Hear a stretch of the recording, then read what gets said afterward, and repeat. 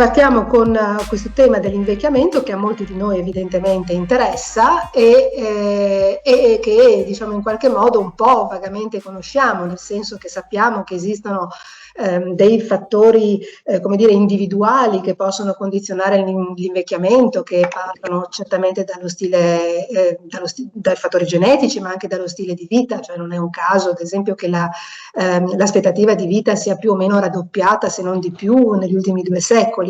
Però immaginiamo che esistano anche dei fattori di genere, nel senso che sappiamo che mediamente le donne sono generalmente più longeve degli uomini. Allora discutiamo su questi aspetti legati all'invecchiamento e le relazioni che esistono tra invecchiamento e genere con il professor Alessandro Cavarape, anconetano di nascita ma udinese di adozione, e professore di medicina interna, oltre che direttore della scuola di specializzazione in geriatria. Il professor Cavarape è anche, come dire, il promotore di un progetto di integrazione a livello territoriale, sostanzialmente, che serve per immaginare per la gestione sostanzialmente dei pazienti anziani a livello di territorio, a livello di medici di base, e anche un collega che partecipa in modo attivo anche al gruppo di ricerca dell'invecchiamento attivo.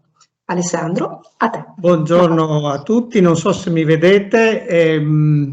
Io ringrazio innanzitutto te, la professoressa Miccoli, per avermi invitato a parlare di un argomento estremamente complesso. Ringrazio anche Valeria Filì che oggi non è potuta essere qui.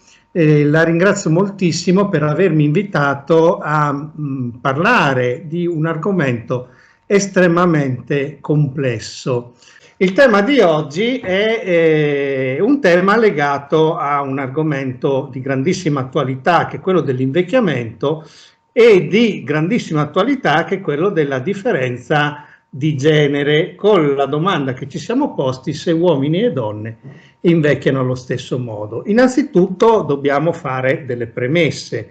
Il fatto che, come è noto, l'invecchiamento della popolazione è un fenomeno globale, non interessa solo l'Italia, ed è determinato da delle profondissime alterazioni demografiche che si sono succedute negli ultimi decenni, ma soprattutto negli ultimi anni, e che sono riconducibili essenzialmente a un incremento della popolazione in età anziana. Ci riferiamo a soggetti di età superiore ai 65 anni, la riduzione della popolazione in età giovanile, l'aumento dell'aspettativa di vita, la denatalità con un abbassamento del tasso di fecondità al di sotto del livello di sostituzione della generazione, quindi del numero di figli per numero di donne. Quello che vedete a sinistra è uno schema che distribuisce la popolazione del Friuli Venezia Giulia secondo classi di età, con i neonati alla base in blu e via via che andiamo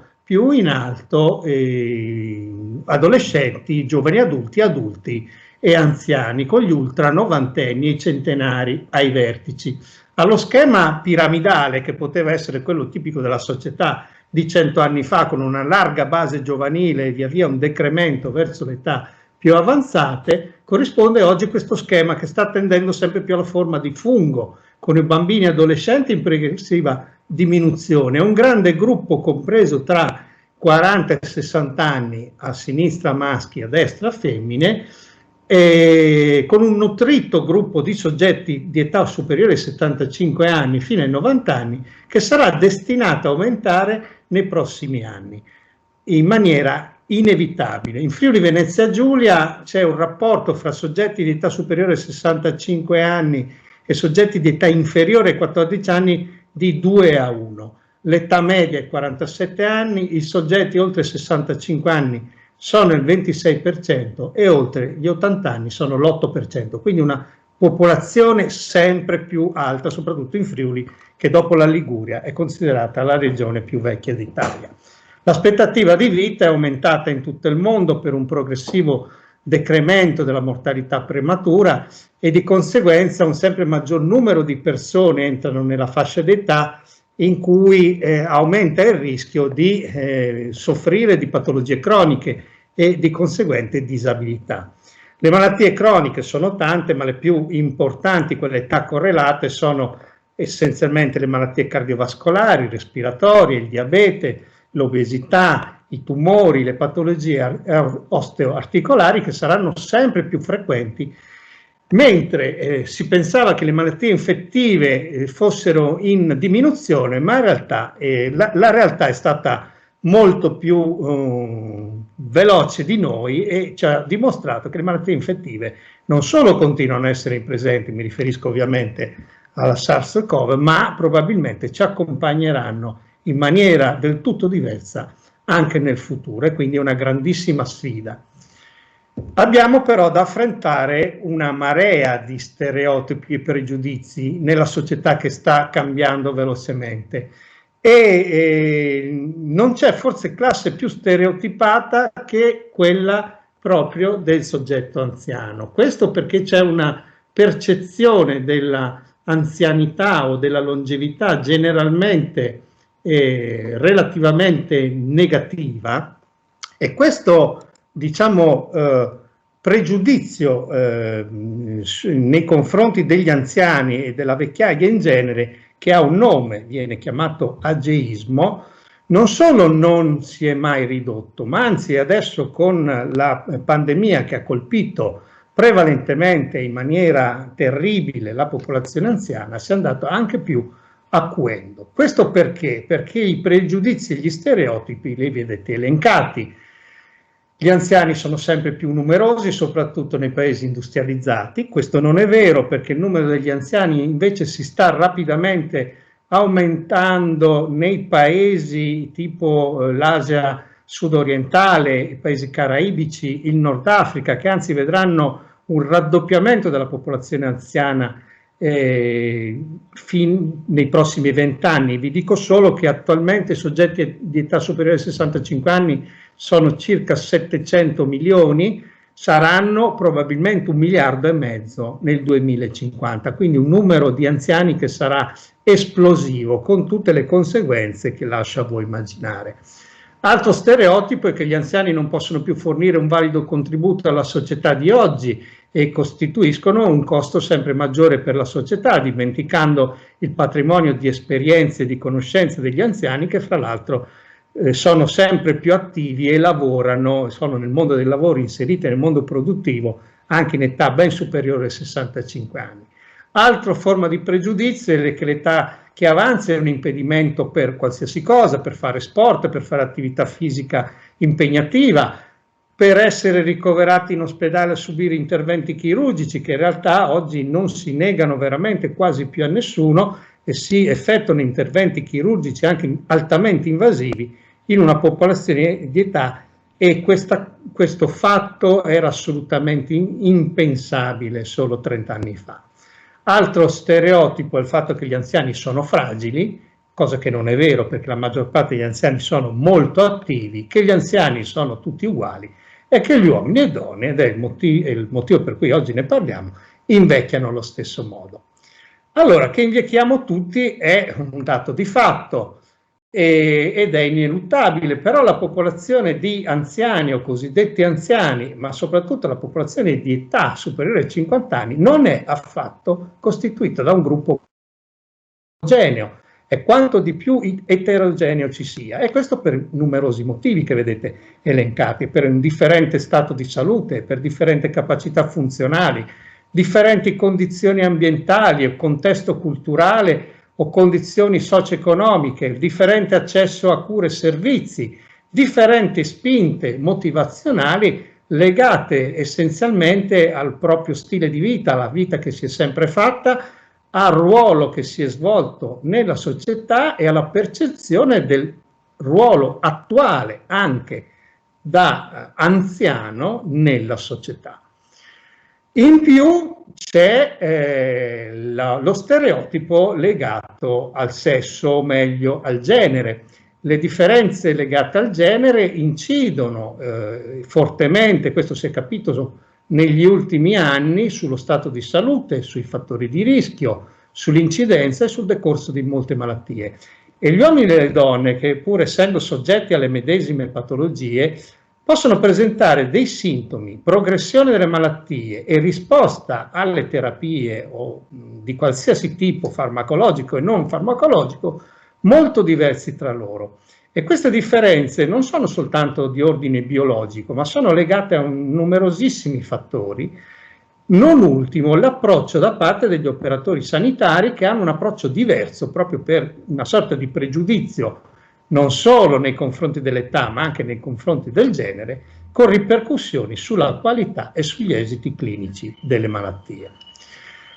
La cosiddetta medicina di genere, che sembra un dato acquisito oggi, in realtà è nata soltanto nel 1991, quando una cardiologa ha pubblicato nel New England Journal of Medicine un articolo molto accurato in cui si evidenziava il fatto che le donne che erano soggette a malattia infartuale, infarto del miocardio, venissero curate in maniera diversa rispetto agli uomini, dando, diciamo, ufficialità al fatto che una malattia così importante e anche devastante per certi tipi come l'infarto del miocardio fosse diagnosticata e trattata in modo completamente diverso nelle donne rispetto agli uomini. Quell'articolo è stato forse, ha avuto l'effetto di una scossa di terremoto nel mondo medico, e ci si è resi conto che in realtà quello che si era intuito da molti anni era purtroppo una verità e aveva bisogno di correttivi. Quindi oggi, dallo studio delle differenze di tipo biologico legate al sesso geneticamente determinato, si sta passando sempre di più a uno studio più complesso delle problematiche della salute, che include tutte le implicazioni sociali, psicologiche, culturali e ambientali di una persona e identifica le differenze di genere. L'obiettivo è quello di garantire a ogni individuo le terapie più appropriate. Non è uno stereotipo e nemmeno un pregiudizio il fatto che le donne vivono più a lungo degli uomini, e vivono molto più a lungo, tra i 6 e gli 8 anni.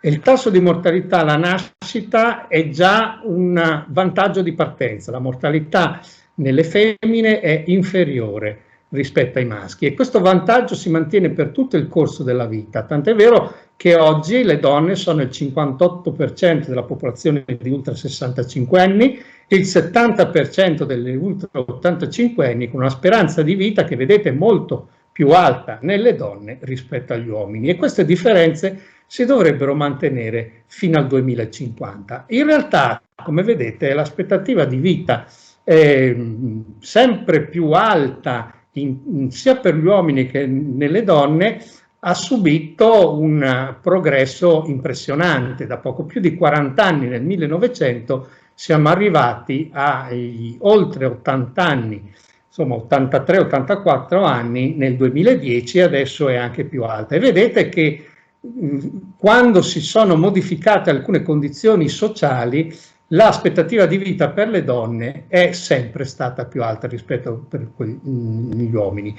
Ci sono stati soltanto 2 eventi che hanno ridotto l'aspettativa di vita, sono state le 2 guerre mondiali, legate a tutta una serie di fattori. Certamente i fattori socio-economici hanno influito pesantemente. Nella prima guerra mondiale, oltre alle carestie del 1919, si è sommata certamente la influenza cosiddetta spagnola.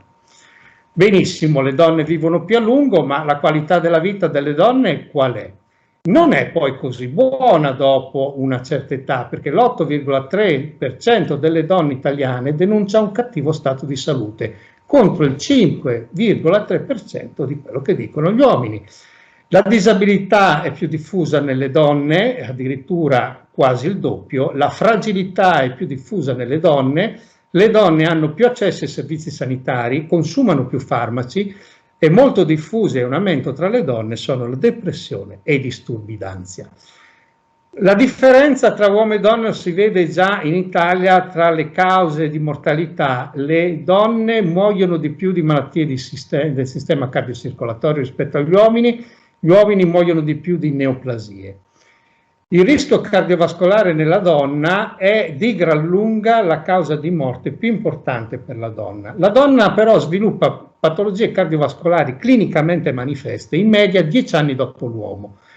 Però la cardiopatia ischemica nella donna ha delle manifestazioni completamente diverse rispetto a quelle classiche che conosciamo nell'uomo, il dolore al petto, irradiato al braccio o tutt'al più alla gola, perché la presentazione può essere assolutamente atipica, con dolore allo stomaco, dolore irradiato alla schiena, sensazione di nausea, di vomito, quindi completamente atipica. Questo fa sì che il ritardo diagnostico di un infarto sia a volte fatale, perché non si pensa subito all'infarto, la diagnosi di infarto è sottostimata, la diagnosi in genere di cardiopatia ischemica viene fatta in uno stadio più avanzato di malattia, pur considerando il fatto che nella donna la cardiopatia ischemica in genere ha una prognosi più severa a parità di età rispetto all'uomo, c'è una maggior mortalità al primo evento e soprattutto il rischio cardiovascolare è molto aumentato, addirittura 4 volte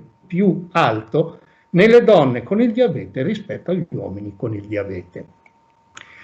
C'è un certo vantaggio nella oncologia, perché nelle neoplasie determinate dal genere nella donna, che conosciamo tutti purtroppo, sono neoplasia mammello, ovaio, endometrio e cervice uterina, soltanto il carcinoma della tiroide sembra essere più frequente nelle donne, mentre la gran parte delle neoplasie sono più frequenti negli uomini e la mortalità è più frequente negli uomini.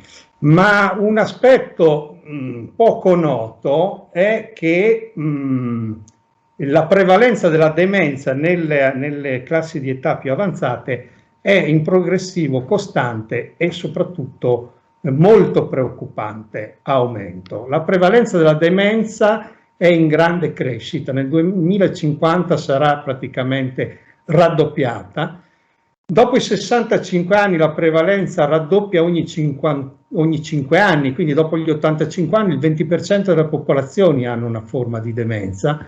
Le donne sono più colpite indipendentemente dall'età, con un rischio quasi doppio rispetto all'uomo, e questo perché ci sono molte differenze anatomiche, funzionali e ambientali che possono anche influire sul rischio di deterioramento delle funzioni cognitive. C'è inoltre una diversa espressione, progressione e risposta terapeutica dell'Alzheimer nei due sessi. E c'è stato dimostrato che c'è un forte ruolo determinante negli estrogeni e nei fattori genetici e nei fattori ambientali nello sviluppo dell'Alzheimer.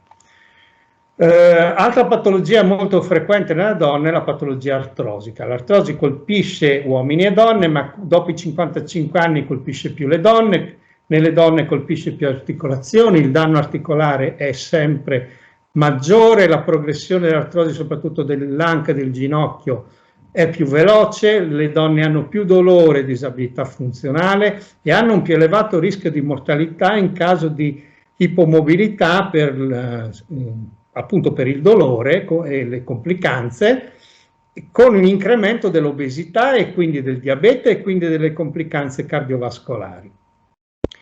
Ma c'è un dato di fatto che noi tendiamo a dimenticare sempre, o meglio, le donne non se lo dimenticano affatto, noi uomini lo dimentichiamo, che il carico assistenziale pesa sulle donne. Le donne sono maggiormente coinvolte nell'assistenza anziani e disabili, oltre il 70% dei caregivers sono familiari, in genere mogli o figlie, nella maggior parte del personale assistenziale, anche nelle strutture residenziali, è femminile. Il peso assistenziale in termini di tempo dedicato ogni giorno e di durata globale dell'assistenza è maggiore nelle donne.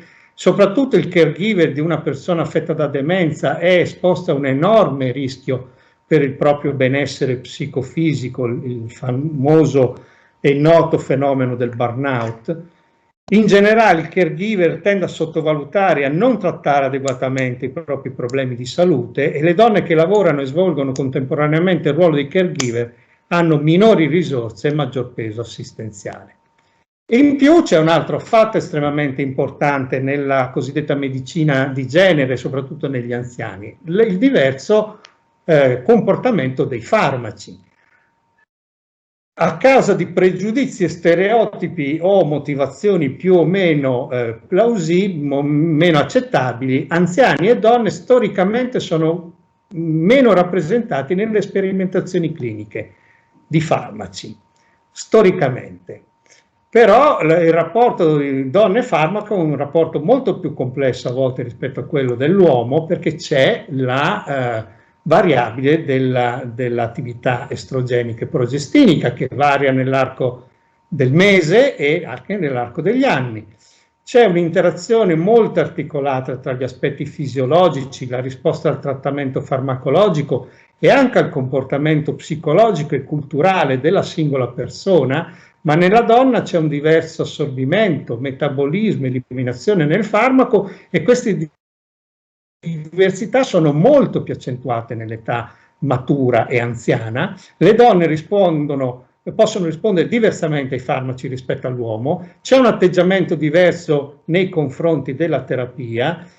In più le donne, che sono state quelle meno studiate storicamente, però sono le maggiori utilizzatrici di farmaci, per esempio antidolorifici, e hanno però un maggior rischio di interazione e di effetti collaterali ai farmaci. Quindi, per rispondere alla domanda, le donne vivono più a lungo degli uomini.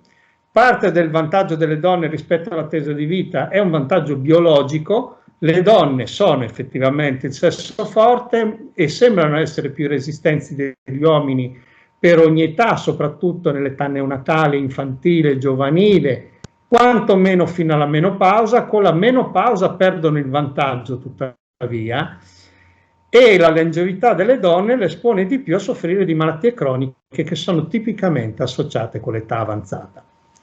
Pur vivendo più a lungo degli uomini, le donne tendono a soffrire di malattie disabilitanti più che gli uomini, a parità di età, e questo è importante sottolinearlo, mentre alcune delle differenze le possiamo spiegare con diverse caratteristiche biologiche, altre differenze in realtà sono indotte, sono dovute a ruoli e responsabilità che sono state socialmente determinate nei secoli. Quindi il vantaggio biologico delle donne è spesso ridotto dallo svantaggio sociale ed economico. Quello che si può fare, innanzitutto come nostro dovere, è che per gli anziani mantenere la massima capacità funzionale e quindi la preservazione dello stato di buona salute è tanto importante quanto l'assenza delle malattie. Però per promuovere l'invecchiamento attivo, che è quello che noi stiamo cercando di fare, sono innanzitutto essenziali l'equità, la disponibilità di servizi essenziali efficienti, la partecipazione di tutti alla vita sociale, la creazione di condizioni di supporto sociale e ambientale per le persone disagiate in tutte le fasce d'età. E poi, e questo dal punto di vista dell'organizzazione politica e sociale dei singoli stati, e l'Organizzazione Mondiale per la Sanità negli ultimi anni sta spingendo molto per l'abbattimento delle discriminazioni di tutti i tipi. Poi ci sono però le scelte individuali, le scelte del singolo. Bene, queste scelte individuali avranno un impatto tanto più decisivo quanto più sono precoci. Per assicurarci una vecchiaia cosiddetta di successo, dobbiamo partire da bambini. E come partiamo da bambini? Dobbiamo partecipare di più alla vita sociale, alla vita della comunità, alla vita della famiglia. Dobbiamo nutrirci con una dieta sana e bilanciata a partire dall'infanzia, mantenere la possibilità di poter effettuare un esercizio fisico adeguato, evitando il fumo, evitando l'eccessiva assunzione di alcol, ma soprattutto, e questo è tanto più importante in previsione di questa lunga fase di senescenza, arricchire la rete sociale e soprattutto mantenere interessi e stimoli intellettuali, perché probabilmente è questo la strada per poter prevenire, e i dati probabilmente stanno già cominciando a dimostrarcelo e ce lo dimostreranno probabilmente sempre più in futuro, il mantenimento di una attività intellettuale, degli stimoli culturali e sociali è la migliore forma di prevenzione dei decadimenti cognitivi. Io concludo qui, lasciando spazio alle domande, ricordandovi il nostro sito dell'Active Aging, che è, diciamo, il raccoglitore di queste nostre diciamo, tendenze a trattare l'invecchiamento in modo multidisciplinare. Vi ricordo a tale proposito, se siete interessati all'argomento dell'invecchiamento, un convegno che verrà fatto su piattaforma Teams venerdì 26, è un convegno organizzato dal Dipartimento di Scienze Umanistiche sull'invecchiamento attivo e il dialogo interdisciplinare. E concludo con, proprio per concludere diciamo, in bellezza, con una frase che mi ha molto divertito e che penso sia la summa di tutti gli stereotipi, ma come in tutti gli stereotipi in genere qualcosa di vero c'è sempre, cioè che il miglior modo per convincere i mariti a fare qualcosa è insinuare che sono troppo vecchi per farlo. Penso che abbia diciamo, un impatto decisivo questa frase su tutti noi. Vi ringrazio per l'attenzione. Grazie Alessandro per il tuo intervento, che è stato chiarissimo, molto molto interessante, e anche grazie per aver ricordato il ruolo del gruppo Active Aging, che ricordo si è, diciamo, formato in maniera spontanea un paio d'anni fa su azione del professor Gianluca Tell, e che ha questo pregio di mettere insieme competenze totalmente diverse proprio nell'ambito dell'invecchiamento attivo, e questo credo rappresenti davvero un valore aggiunto per l'Ateneo di Udine e anche per questa regione che, come diceva Alessandro, è una delle più anziane d'Italia. Bene, direi che è il momento delle domande e quindi lascerei lo spazio ai quesiti dei colleghi. Intanto che i colleghi pensano, io avevo due domande. Allora, la prima domanda, volevo capire se tu hai parlato del fatto che, diciamo, tutte le sperimentazioni sui farmaci in qualche modo sono un po' carenti in termini di attenzione al genere, e il secondo aspetto legato anche al fatto che anche legato alle fasce, diciamo, di popolazione anziana. No, nella fattispecie gli stessi vaccini dell'AstraZeneca, voglio dire, il dato, diciamo, scientifico sugli over 55 è sostanzialmente carente. Sta cambiando qualcosa in questo senso, o diciamo, gli standard, i protocolli di valutazione dell'efficacia dei farmaci sono rimasti invariati in questi anni? Allora, diciamo che la medicina si dice che è stata scritta dagli uomini per gli uomini nei secoli, per cui per molto tempo non ci si è posti il problema che un farmaco che è efficace nell'uomo per certe patologie non fosse efficace allo stesso modo per la donna. Quindi in realtà, visto che era più semplice, più facile trovare dei volontari tra gli uomini, ad esempio nei primi anni 50, alla fine degli anni 40, negli Stati Uniti tra i volontari c'erano i reduci di guerra, che vivevano in periodi anche di difficoltà economiche. Siccome spesso i volontari vengono pagati, erano reclutati dei volontari uomini per fare le sperimentazioni sui farmaci, e questo succede ancora. Solo che ci si è accorti con il tempo che l'azione dei farmaci nelle donne è completamente diverso. Quindi adesso le cose stanno radicalmente cambiando.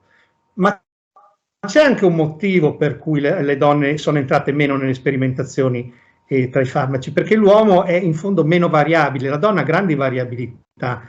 Non parliamo poi degli anziani che non sono mai entrati nelle sperimentazioni. Ma perché? Perché hanno molte malattie, e quindi quando devi fare una sperimentazione in qualche modo controllata, la polipatologia è un elemento, chiamiamolo, disturbante. Questo però è un grosso peso, perché quando ci troviamo, come in questo momento, a dover scegliere che tipo di terapia o di vaccino destinare alla classe più svantaggiata, noi non abbiamo dati, perché nessuno ha fatto la sperimentazione dei vaccini che è stata così veloce sui soggetti ultra ottantenni. Si dà per scontato che funzionino, ma tanto scontato come sapete tutti, non è.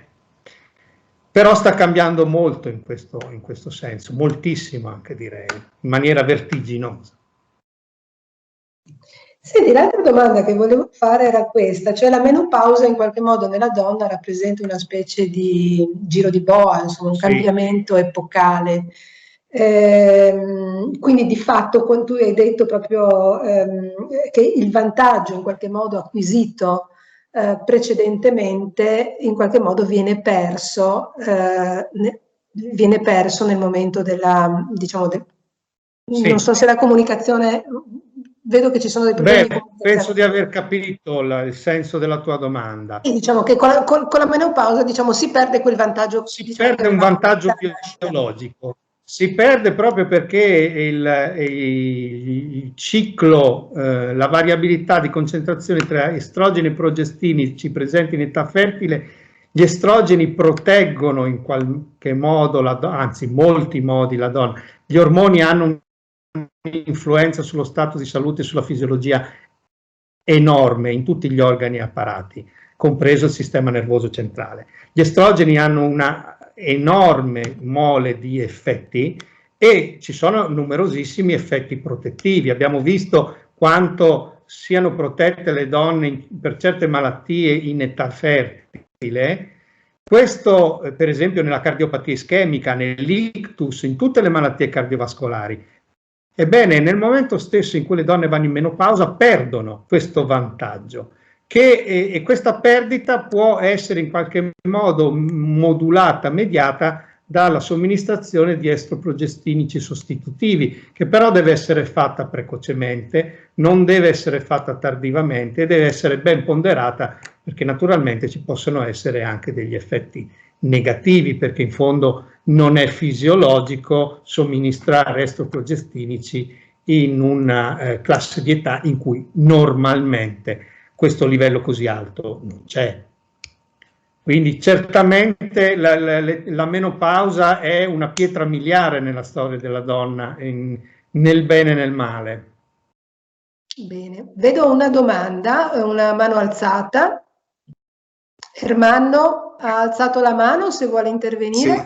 Allora, la domanda riguarda il fatto che hai citato che le donne sono molto più esposte alla depressione, questo è un dato noto rispetto agli uomini, ma i dati sui tassi di suicidarietà in realtà mostrano un tasso di suicidarietà per gli uomini che è quasi quadruplo per gli uomini rispetto alle donne, anche se questa differenza si attenua dopo i 60 anni, però rimane sempre più del doppio negli uomini. Ma è stata data una qualche spiegazione del perché? Perché in teoria maggiore tasso di depressione, maggior rischio suicidario. È vero, questo è verissimo, però entriamo in un campo che non è mio, per cui io non mi sento di dare una risposta a questa domanda molto interessante in realtà, che però è una domanda molto complessa. Sicuramente ci si è posti il problema. Adesso spiegare la motivazione, non sono io che ho le competenze per poter rispondere a questa domanda, ma quello che è certo è che la ennesima dimostrazione che ci sono delle differenze comportamentali che esulano da quelle che sono le nostre banali spiegazioni, appunto la depressione porta al suicidio, ergo chi è più depresso, cioè maggior numero di depressi, maggior numero di suicidi. Non è così, perché intervengono numerosi altri fattori nella scelta suicidaria, che non sono soltanto fattori biologici legati al cromosoma Y, perché questa potrebbe essere una spiegazione, viste la differenza di comportamento che il cromosoma Y dà rispetto al cromosoma X. Anche dei dati comportamentali sono molto importanti. Non a caso ci sono delle anomalie cromosomiche in cui c'è doppio cromosoma Y, in cui i soggetti hanno delle tendenze più importanti rispetto agli altri. Aggressività contro se stessi in questo caso. Quindi c'è certamente una spiegazione legata a fattori biologici, ma c'è sicuramente una altrettanto valida spiegazione, credo, legata a schemi culturali, perché non è un caso che, per esempio, la condotta suicidiaria sia più marcata in alcuni paesi, soprattutto sappiamo bene del nord Europa rispetto al sud Europa. Questi sono fattori sociali, comportamentali, culturali, legati alle ore di luce del giorno, legati all'influenza appunto della luce del sole, che sembra una banalità, ma non lo è affatto, perché la luce del sole, il raggio solare, ha una fortissima impatto sul sistema talamo ipofisario ormonale. Ci sono degli ormoni che rispondono alla luce, sono quelli che regolano il nostro ciclo sonno-veglia e regolano tante altre funzioni che noi non conosciamo. È una domanda troppo complessa perché sia io a rispondere, però sicuramente c'è qualche cosa sotto. Bene, ci sono delle domande nella chat. Una domanda è: che cosa pensa dei cosiddetti estrogeni naturali? Possono aiutare? Penso che possono aiutare se vengono utilizzati in maniera appropriata. Non dimentichiamoci che prolungare la fase estrogenica oltre i limiti biologici può dare degli grandissimi benefici. Parliamo soprattutto della prevenzione dell'osteoporosi, tanto per essere chiari, o la prevenzione delle malattie cardiovascolari, ma non sappiamo molto sulla possibilità di indurre neoplasie ormoni indotte, ormoni dipendente. Mi riferisco alle neoplasie mammarie, alle neoplasie nell'endometrio. Quindi molta prudenza. Certamente, così come per tutti i farmaci, anche per i cosiddetti composti naturali, che non è per il fatto che siano chiamati naturali, non abbiano azione farmacologica, anzi, ricordiamo che originariamente tutti i farmaci derivavano da vegetali o da prodotti animali, quindi originariamente tutti i farmaci, anche potentissimi, anche i veleni, sono dei composti naturali. Ciò non toglie che non siano sempre vantaggiosi per la salute dell'uomo, quindi bisogna fare molta attenzione. Certo, la natura non è sempre benigna, lo sappiamo. Certamente. Un'altra domanda: l'andropausa ha delle conseguenze nell'uomo? E come no? Anche se si manifesta in maniera completamente diversa da quella, ha delle conseguenze biologiche, l'osteoporosi ugualmente, ma la riduzione della testosteronemia ha numerosissime diciamo, implicazioni sia dal punto di vista biologico ma sia dal punto di vista comportamentale. Quindi esiste un'andropausa, non è così evidente come per le donne, dove è molto evidente, ma perché è stata anche molto più studiata, perché era forse uno dei settori così evidenti che non poteva non essere studiato. Mentre l'andropausa, che fra l'altro sempre per ragioni culturali è stata poco studiata, perché si è sempre dato per scontato che l'uomo fosse uomo fino a 90 anni, e quindi lo studio su questa, diciamo, versante della fisiologia umana sicuramente è stato più trascurato rispetto all'altro. È solo una questione culturale, in realtà. Ne sapremo di più certamente nei prossimi anni.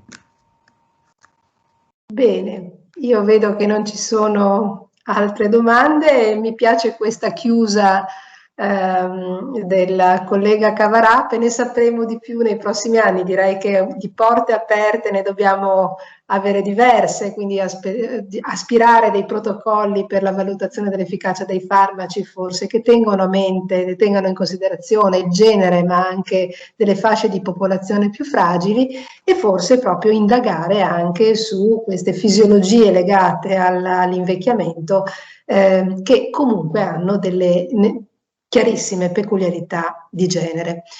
Il tempo che abbiamo a disposizione sta per concludersi. Io volevo innanzitutto ringraziare ancora il nostro relatore di oggi, che ha fatto una relazione a mio avviso interessantissima e molto chiara, e io quindi ringrazio tutti per la loro presenza e per l'attenzione. Un saluto a tutti e buona giornata. Grazie a tutti, buona giornata a tutti.